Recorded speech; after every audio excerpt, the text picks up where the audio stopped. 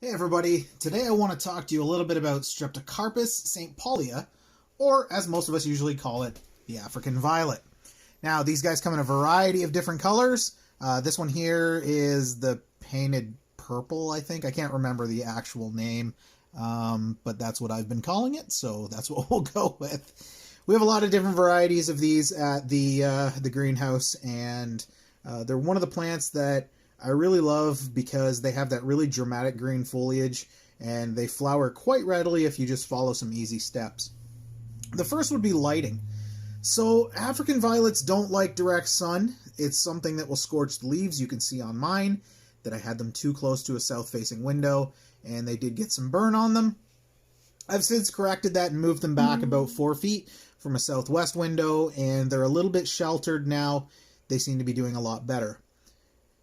I think office lighting would work fine with them. Things like fluorescent lights or LEDs in an office environment where the lighting is on for, again, more than 6 hours or so, or a minimum of 6 hours would probably get these guys in a really happy state, and they would grow really well for you. Now, mine definitely needs to be trimmed back a little bit. You can see some of the growth has become leggy and is hanging and unsightly, but I'm a naturalist when it comes to my plants, and I let them do what they're going to do.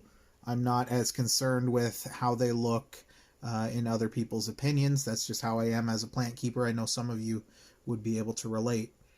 As far as watering goes, you almost always want to water an African violet from the bottom. Now, a lot of people say, why is that? Well, the leaves of African violets are really, really sensitive to water being on them. You can have mold issues. You can also have issues with some water spots from chlorine or chloramine forming on the surface.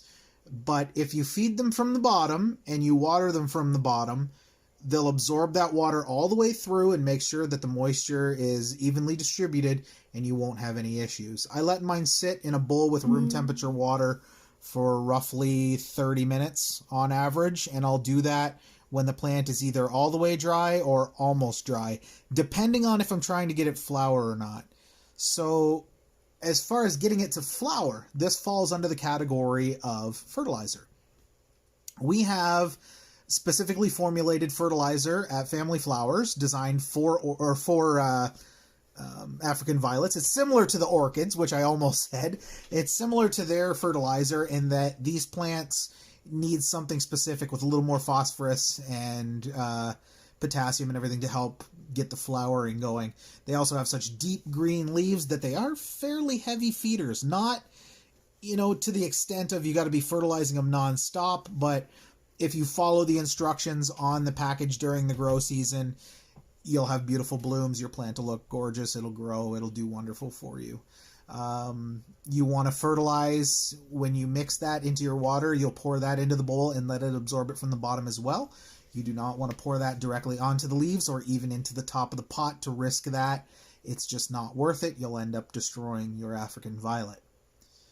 Now, we also carry African violet soil, which is specially formulated for the plant itself.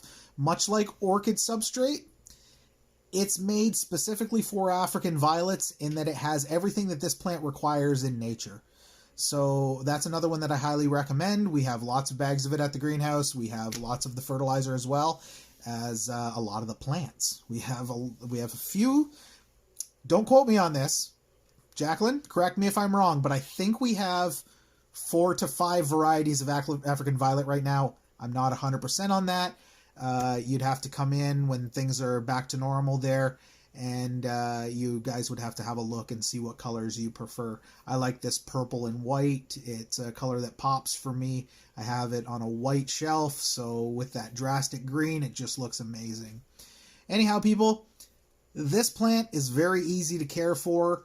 It's definitely underrated in my books, and I think that if you want a plant that's going to have a lot of successful blooms and look beautiful even as a foliage plant, then the African violet is definitely the way to go.